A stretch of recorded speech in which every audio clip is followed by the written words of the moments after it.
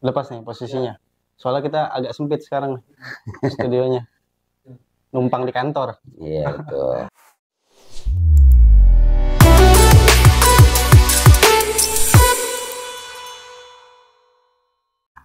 Oke, kita balik lagi ya di acara ngaji Fathul Qorib. Nah, di samping saya biasa Ustadz Gunawan yang terus setia mendampingi Iya, dari awal mula notis sampai sekarang. Bareng-bareng terus ya Mas Ustadz Gunawan. iya. Mudah-mudahan istiqomah Amin. kita belajar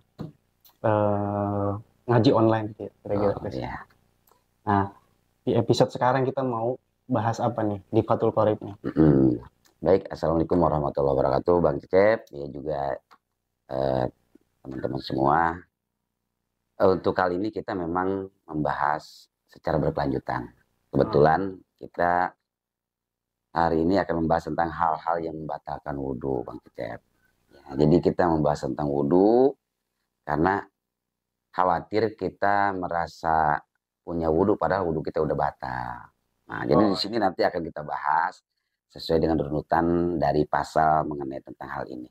Gitu. Oke. Kayaknya kita langsung sikat aja. Langsung sikat aja. Oke. Bismillahirrahmanirrahim. Qala al-musannif rahimallahu taala wa nafa'ana bihi wa bi ulumi fid dharain. Amin. Baik, kita langsung masuk saja ke materi berikutnya, ya lanjutan daripada materi yang sudah beberapa minggu tertunda.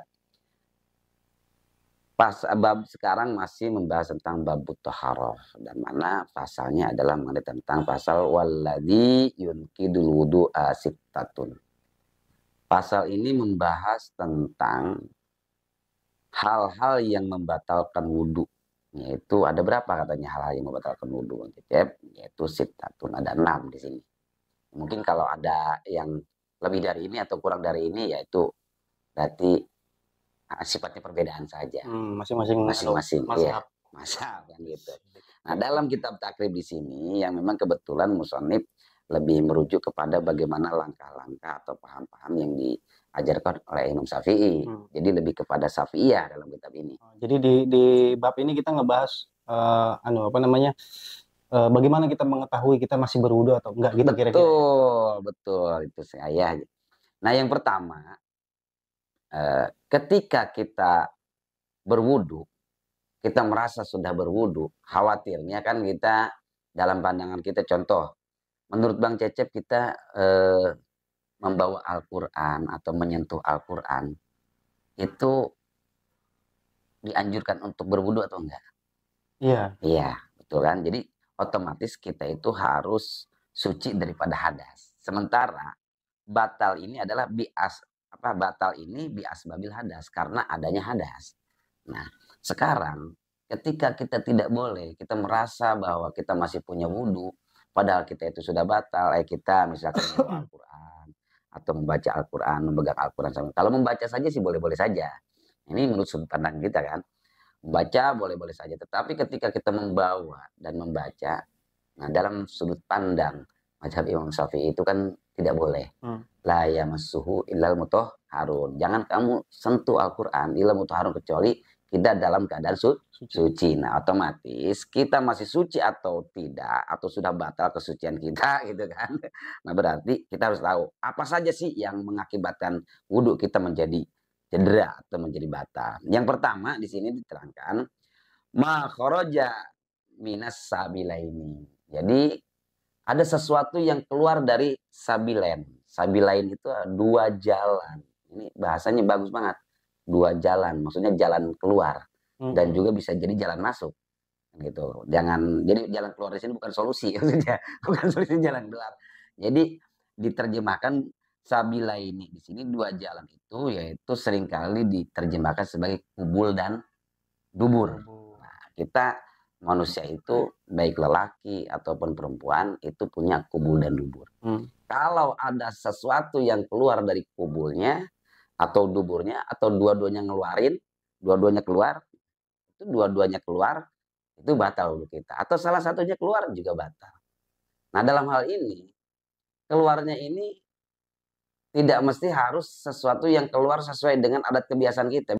itu sesuatu yang galib kan, sesuatu yang galib bahwa kubul kita, lubang yang depan kita itu mengeluarkan air kencing. Nah, itu batal, Pipis. pipis.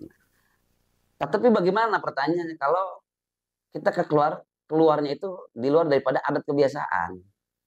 Misalkan keluar apa misalkan, kira-kira keluar apa yang di luar kebiasaan? Koin. Koin.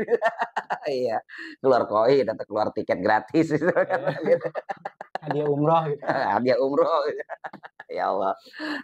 Intinya gini, yang keluar itu tidak mesti sesuatu yang najis. Ya anggap kalau air kencing udah pasti najis. Misalkan mani. Misalkan mani. dia nggak najis kan ya? Mani. Ustadz maksudnya mau ke situ kan? Nggak juga. Nggak juga.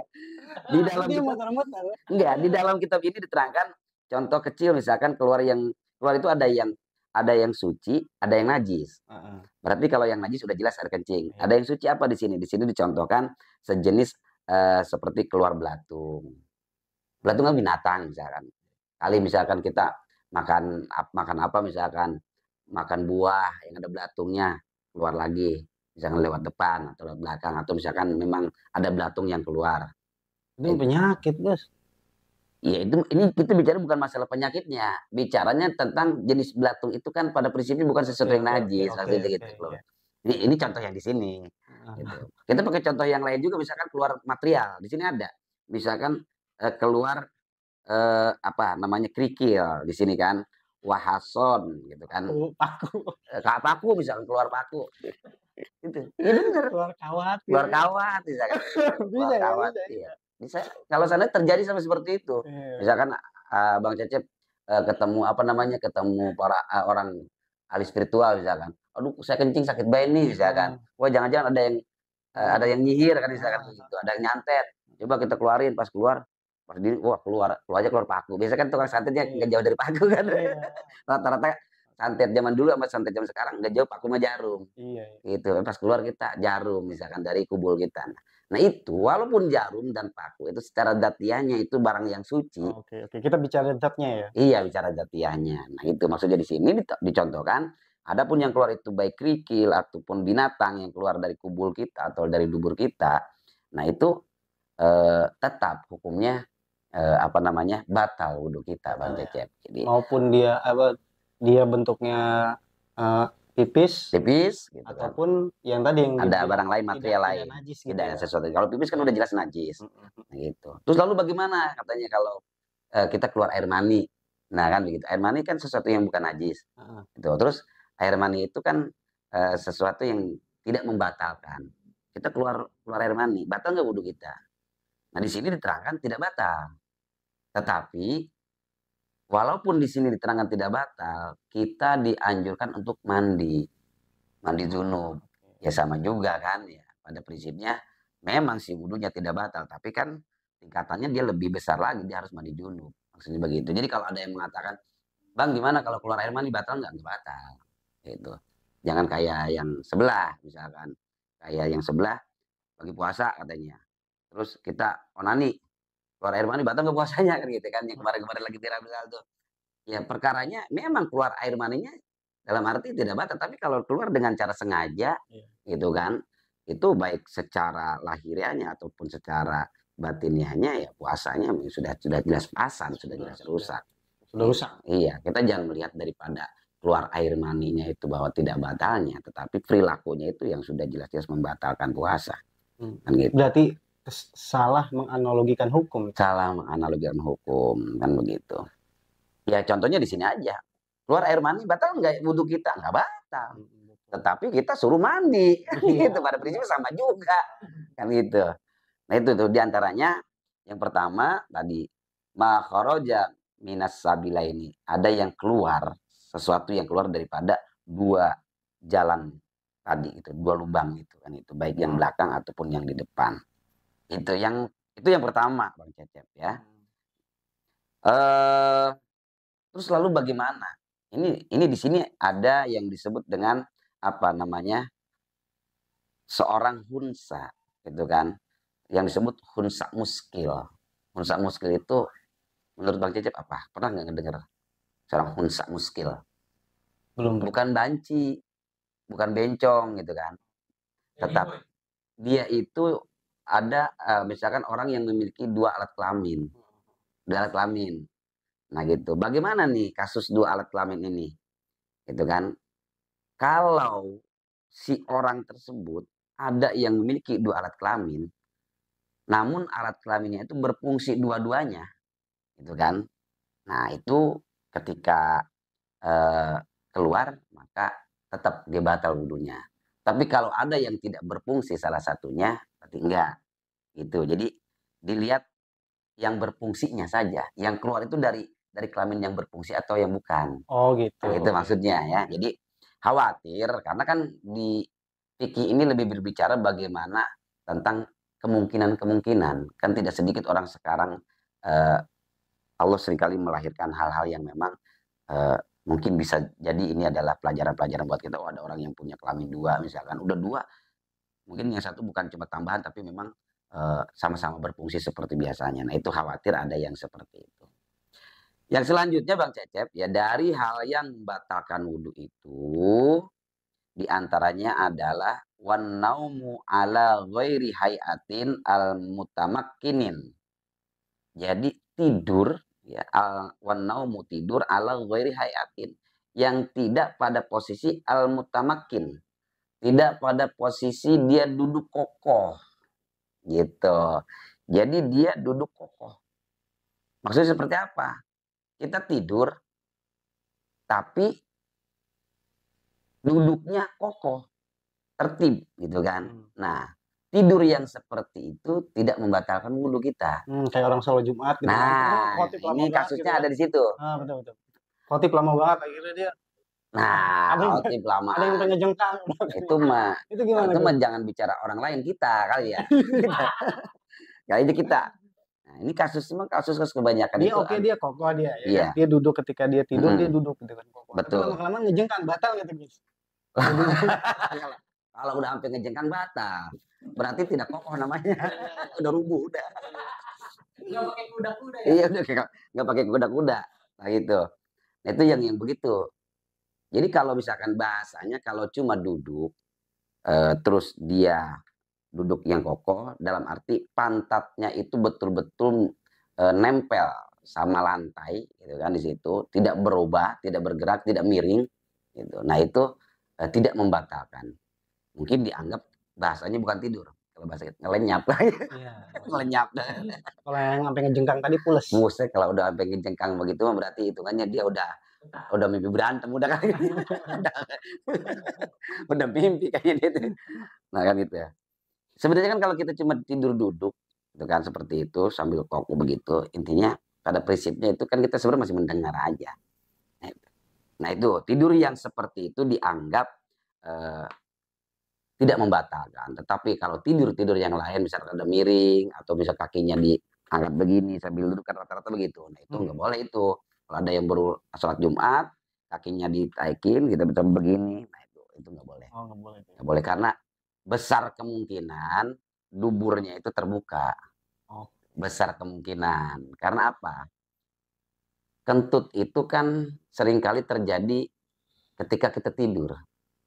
Gitu kan. Mungkin orang kalau lagi nggak tidur rasa ingin kentutnya jarang. Gitu kan. Ada sih ada. Tetapi ketika tidur itu dijamin kentut. Dijamin kentut. Orang kalau tidur pasti kentut. Yang tadinya jarang kentut juga kalau tidur pasti sering kentut. Nah itu dikhawatirkan diantaranya itu. Kalau terbuka misalkan pantatnya. Cuma pertanyaannya ini tidurnya atau kentutnya yang membatalkan kan gitu ya. Itu pertanyaannya. Tetapi dalam hal ini ya kita patokannya tadi. Patokannya ya kentut memang membatalkan. Tidur juga yang pada akhirnya akan bergeser kepada zawalul akli nanti. Akan hilangnya akal. Orang tidur kan bisa jadi hilangnya akal. Kalau tidurnya terlalu posisi nyaman. Itu udah nyenyak. Jatuhnya udah hilang akal. Nyender misalkan. Itu kan posisi nyender pasti. Dia itu akan lebih nyaman untuk tidur. Kalau yang namanya tidur duduk. Itu nggak ada yang namanya sampai pada tingkat pules, nggak ada kan mimpi gitu kan. Iya, tapi nggak tahu juga kalau memang udah pakar tidur mah kan ya. Misalkan dia udah dapat julukan Abu Naum, gitu ahli tidur, bapaknya tidur kan gitu. Nah itu nggak tahu juga dia udah pandai begitu. Nah itu bagaimana hukumnya nanti kita pertanyakan. Kita hanya standar tekstualnya aja dulu seperti ini. Misalkan kita ketemu kasus, bagaimana nih orang ini? Kalau misalkan yang membatalkan wudhu itu tidurnya atau khawatir kentutnya kan begitu ya nanti. Nah kalau memang tidurnya ya wajar, tidur duduk begitu nggak bakal sampai pulas kan gitu. Kalau misalkan sampai pulas bagaimana? Tidur seperti itu karena dia udah ahli teknik bertidur, dia udah jago misalkan kan begitu. Nah, itu nanti kita pertanyakan aja yang seperti itu. Yang jelas patokannya kita itu aja dulu standarisasinya. Tidak boleh tidur dalam keadaan pantat terbuka. Aja dia harus duduk mutamakin, itu kan betul-betul kokoh di atas lantai pantatnya. Itu yang kedua Bang Cecep ya. Ya. Takutnya meleces gitu ya. Takutnya gitu. Kepodosan lah kalau bahasa kita mah. Yang selanjutnya yaitu wazawalul akli. Nah, ini yaitu hilangnya akal seseorang. Itu kan hilangnya akal seseorang ini bisa terdiri dari beberapa sebab. Bisa krin atau marodin, bisa karena mabuk, atau marodin atau karena sakit. Nah, sakitnya itu orang sakit itu kan kenapa orang sakit bisa hilang akalnya? Sakit apa sih? Kok bisa jadi hilang akal? Sakit apa kira-kira? Ya kayak depresi itu kan sakit kan? Sakit mental, sakit pemikiran, akhirnya depresi, hilang akal. Nah itu ketika dia sedang berwudu maka batal wudunya. Atau misalkan ketika orang yang punya penyakit celeng, tahu celeng? Ayan, iya penyakit ayan. Itu bagaimana? Nah kan gitu. Itu bisa membatalkan. Kalau depresi mah kayaknya belum sampai hilang akal, Gus. Kalau depresi itu Iya tingkatannya betul. maksud saya. Tingkatannya belum sampai hilang akal. Kalau yang hilang akal mungkin yang udah gila bener gitu. Maksudnya gini. Tadi kan di sini marid, sakit. Nah, sakit di sini diantaranya dia sakit depresi sampai pada tingkat hilang akal gitu maksudnya. Jadi pemicunya depresi gitu. Itu kan depresi. Tapi pada fase itu dia masih. Pada fase itu dia masih bisa sah wudunya gitu, belum batal wudunya ketika orang masih pada masuk wilayah depresi. Kan gitu. Tapi karena depresi itu adalah bagian penyakit yang bisa melahirkan hilang akal, kegilaan. Kan gitu. Nah, itu baru dikatakan menyebabkan terjadinya batalnya wudhu seseorang. Begitu juga mabuk gitu kan. Baik mabuk itu baik secara disengaja ataupun tidak disengaja. Gitu kan, yang jelas efek dari mabuk itu dapat menghilangkan akalnya. Misalkan Bang Cecep lagi makan ditaburin apa misalkan yang memabukkan, tiba-tiba lagi habis makan langsung caprak misalkan, langsung apa baik kalau disebutin kan gitu. Nah kenapa itu Cecep kan gitu? Nggak taunya ada yang naburin, itu kan gak disengaja. Tapi tiba-tiba akal kita yang tadi pendiam kok jadi cerewet, gitu kan? Itu kan hilang akal orang, kan gitu. Nah, ketika hilang akal begitu, walaupun tidak disengaja, nah tetap karena itu buah daripada adanya rasa mabuk yang pada dirinya, gitu kan? Jadi mabuknya itu bukan mabuk naik mobil akhirnya ongkek, bukan, tetapi mabuk di sini mengakibatkan hilangnya akal seseorang. Itu ya, jadi mabuk, jadi karena di sini mengakibatkan hilang akal. Nah, cuma bicara hilang akal tadi, ya mungkin ada kaitannya dengan tidur tadi. Itu kan orang tidur pasti akalnya hilang kan. Makanya tidur itu bisa mengakibatkan batalnya wudhu seseorang. Tapi tidur ada rukhsahnya, diantaranya ketika masih duduk. Dilanjut Bang Cecep di sini selanjutnya yaitu yang bisa membatalkan wudhu itu adalah walam surrojulil mar'atil ajnabiyati. Jadi bersentuhannya gitu kan, rojulil mar'atil ajnabiyati, antara kulit laki-laki dan kulit perempuan. Perempuannya yang mana di sini? Yang ajnabiyah. Ajnabi itu adalah perempuan yang haram dinikah atau yang disebut dalam bahasa kita itu bukan muhrim. Yang haram dinikah berarti orang lain. Makanya istri kita itu orang lain. Gitu. Kenapa kita menyentuh istri kita itu batal? Karena istri kita itu orang lain. Ya, gitu. Jadi begini, di dalam hadis-hadis kan memang ada salah satu paham bahwa kita menyentuh istri kita itu tidak batal. Gitu kan, diantaranya mazhab di luar mazhab Syafi'i itu karena sudah muhrim sama kita gitu. Karena dia sebagai istri kita bahasa kasarnya. Itu dia sudah. Tetapi istri kita itu siapa? Istri kita itu namanya di sini kan ajnabi disebutnya. Ajnabi itu adalah orang lain. Kenapa kita bisa menikahi dia? Karena dia orang lain kan. Coba kalau dia ibu kita. Coba kalau dia adik kita. Gitu. Nah itu berarti ya coba kalau dia mertua kita misalkan. Coba dia kalau misalkan seraudo sepersusun sama kita. Berarti dia bukan orang lain. Nah itu yang disebut muhrim itu. Yang diharamkan itu adalah diantaranya bukan istri kita. Kalau istri kita dihalalkan. Gitu. Kalau istri kita namanya dihalalkan. Karena yang tadinya haram dihalalkan. Yang tadinya karena dia itu orang lain. Yang dimaksud dengan apa di sini ajnabi di situ adalah orang yang diharamkan untuk menikah. Siapa orang yang diharamkan untuk yang orang lain? Kalau kalau namanya bukan muhrim, bukan yang diharamkan, itu istri kita. Itu istri kita namanya bukan muhrim. Kalau adik kita namanya muhrim. Gitu maksudnya. Paham nggak Bang Cecep? Iya, oke, oke. Nah, orang tua namanya muhrim. Muhrim itu berarti apa? Yang diharamkan. Diharamkan apa sih? Diharamkan untuk kita nikahi. Gitu. Adik kita ya diharamkan untuk kita nikahi. Kan gitu. Nah, yang seraudo, yang sepersusuan juga haram untuk kita nikahi. Karena istri kita itu bukan siapa-siapa, maka boleh kita nikahi. Nah, maka yang membatalkan wudhu itu adalah dengan orang yang boleh kita nikahi. Gitu maksudnya. Gitu. Makanya kita bersentuhan dengan orang tua, bersentuhan dengan mertua, bersentuhan dengan adik kita, kakak kita, dan sebagainya. Gitu kan. Nah, itu tidak batal wudhu kita. Tapi dengan istri kita, kok kenapa bisa batal? Karena istri kita itu adalah orang lain tetap, walaupun dia istri kita. Statusnya tetap ajnabi. Itu maksudnya. Nah itu.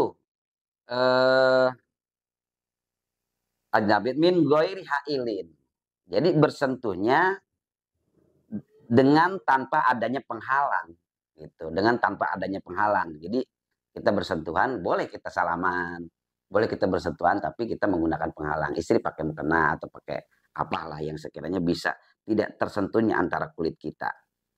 Yang selanjutnya adalah wamas suparjil adami, yaitu menyentuh farji manusia. Jadi kita, ya maksudnya bukan manusia itu bukan hanya orang lain. Gitu maksudnya, menyentuh farji kita juga sama. Gitu. Misalkan kita nyentuh farji, gitu kan? Atau misalkan lupa, misalkan gegaro, kita udah wudhu, lupa gegaro, nodok, gitu. Nggak taunya gegaronya kedalaman kan gitu. Iya, meleset. Enak sih kata gitu kan. Katanya meleset dah. Pegang akhirnya. Habis itu Allah. Iya. Lupa lah itu.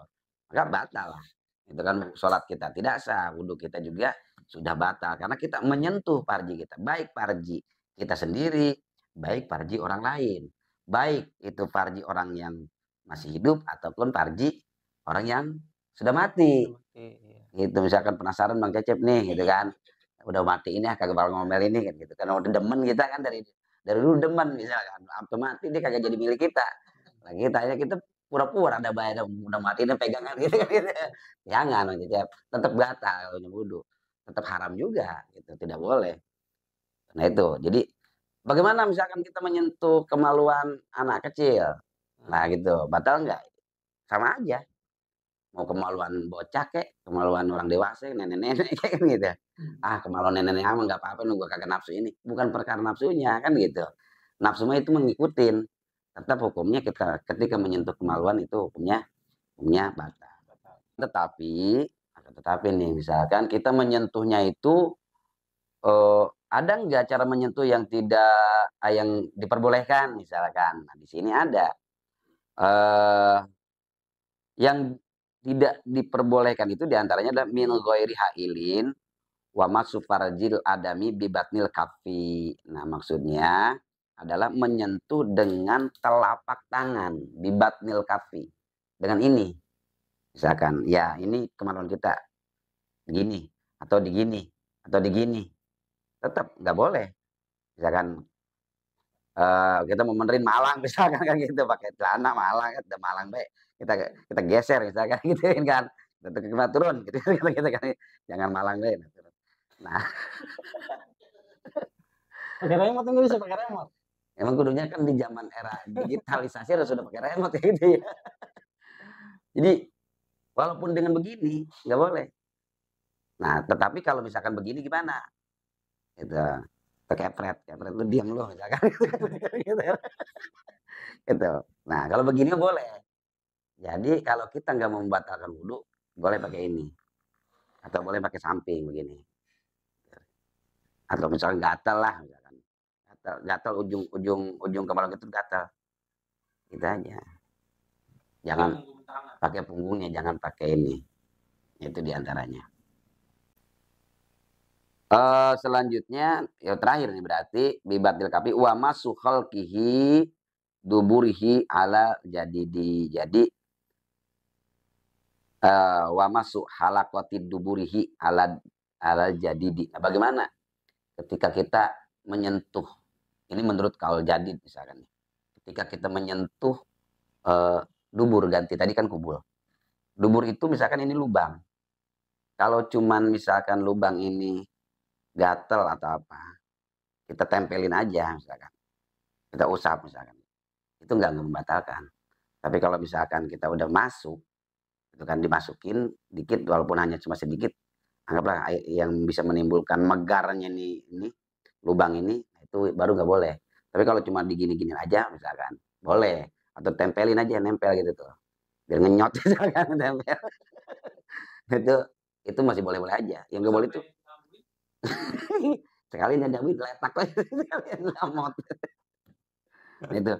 Nah ini ada memperbolehkan untuk kelas dubur gitu ya, untuk kelas dubur asal jangan dimasukin, tapi hanya ditempelin saja. Nah itu Bang Cecep ya. Jadi untuk pasal tentang hal-hal yang membatalkan wudhu di sini, diantaranya tadi di sini tidak boleh adanya keluar segala sesuatu yang keluar dari kubul dan dubur kita, gitu kan. Lalu bagaimana misalkan ada orang yang meninggal, udah diwuduin sama orang misalkan, udah diwuduin, tapi dia masih keluar tai misalkan, keluar kotoran, nah itu jangan diwuduin lagi. Kan orang yang meninggal juga dimandiin kan, diwuduin kan sama ya. Nah tapi udah di situ tiba-tiba dia keluar air lagi, itu misalkan keluar air kencing lagi, atau misalkan keluar kotoran lagi, nggak boleh diwuduin lagi, maksudnya udah hanya cukup dibersihkan saja. Kalau itu bagi orang yang sudah meninggal. Nah, itu barangkali ya. Jadi yang pertama keluar sesuatu yang dari depan ataupun dari belakang, juga tidur yang tidak kokoh, tidak dalam keadaan duduk, terus wajaulul akli, dia hilang akal gitu kan.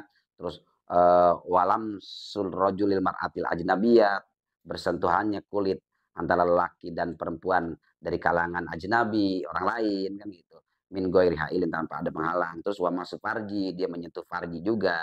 Dan yang keenam diantaranya adalah wa masuk halaqati duburihi. Jadi menyentuh wilayah dubur. Nah, itu menyentuh wilayah dubur ada batasan mana yang membatalkan dan mana yang tidak membatalkan. Khawatir kenapa materi ini masih kita sajikan juga udah zaman modern begini masih bahas masalah wudhu. Nah, jangan anggap bahwa perkara yang membatalkan wudhu perkara ringan. Jangan, walaupun udah modern kok masih bahas wudhu aja gitu kan. Masih banyak ilmu. Nah, karena apa? Ini adalah ilmu dasar yang dimana kalau ininya kagak bener, kesononya juga bisa kagak bener, gitu maksudnya. Khawatirnya mentang-mentang modern dianggap belajar masalah wudhu udah ketinggalan. Bukan begitu. Wudhu menjadi bagian terpenting karena banyak ibadah-ibadah lain yang sangat bergantung kepada baiknya wudhu kita. Barangkali begitu aja ya. Karena ternyata banyak yang nggak tahu juga sebenarnya. Banyak yang nggak tahu juga kan hal-hal yang membatalkan wudhu. Nah, itu maksudnya. Allah. Tapi memang kalau dipikir-pikir yang nomor 5 dan 6 itu ya ngapain juga gitu dia megang-megang gitu kan. Iya. Mungkin tapi dalam kondisi tertentu mungkin bisa jadi gitu ya mengalami. Sekarang kalau kita lagi ngebahas kayak gini, pasti kita mikir ngapain gitu orang udah tahu wudhu terus dia harus memegang perkara itu, megang-megang gitu kan, buat apa gitu ya, mungkin ketika dia iya, apalagi punya orang mati. Saya lagi yang dijadiin contoh kan. Iya. Tapi kan begini, dia ada orang yang tahu memegang kemaluan itu batal, tapi dia nggak tahu bagaimana hal yang dibolehkannya, caranya, tekniknya. Nah, kan tadi udah dibahas. Nah, dengan adanya materi seperti ini setidaknya tahu mana teknik-teknik yang masih tetap tidak membatalkan. Iya, siapa tahu dia kepentok dengan situasi gitu kan. Apa ya, situasi kayak gitu ya. Nah, bisa jadi kita lagi sholat nih, pakai sarung misalkan, nggak pakai celana. Ada misalkan apa yang agak rayang yang masuk misalkan, masuk nempel di kemaluan kita. Coba mau bagaimana kalau kagak kita kepret? Minimal kita kepret. Kepretnya pakai ini kan gitu. Misalnya pakai ini. Kalau misalkan pakai ini batal. Tapi kalau kita tahunya hanya nggak boleh. Kan posisi ada sarung, Bos. Ada penghalang. Kodok kali begini dikepret gitu maksudnya. Bukan diangkat yang harus akhirnya kelihatan batasan auratnya, bukan. Mungkin kurang puas kali dia. Iya. Maksud saya maksud saya ya kan dihalangin sama kain gitu kan, digini-giniin aja gitu kan. Iya. Kan nggak batal dong kalau nggak batal. Kalau di dalam di luarnya kain kita gitu kan. Sampai kena juga ya harus masuk. Mungkin kurang puas, jadi hampir. Iya, orang itu kan begini, tergantung kebiasaannya. Yang begitu kan ada orang yang refleksnya itu panik, benar nggak Bang? Ada orang yang rileks cara menyelesaikan masalahnya. Itu kan ada masalah di kemaluannya misalkan. Kalau orang kaget panik, bisa jadi tahu langsung dibuka sama dia kan gitu. Nggak tahu kan macam-macam kan ini. Karena ini kemungkinan itu pasti terjadi. Dari sekian banyak orang, itu banyak aja orang punya tindakan-tindakan yang sekiranya bisa jadi akan menimbulkan permasalahan-permasalahan seperti ini kan begitu. Oke. Sampai jumpa episode selanjutnya. Silaturahmi. Lupa. Assalamualaikum warahmatullahi wabarakatuh. Waalaikumsalam warahmatullahi wabarakatuh.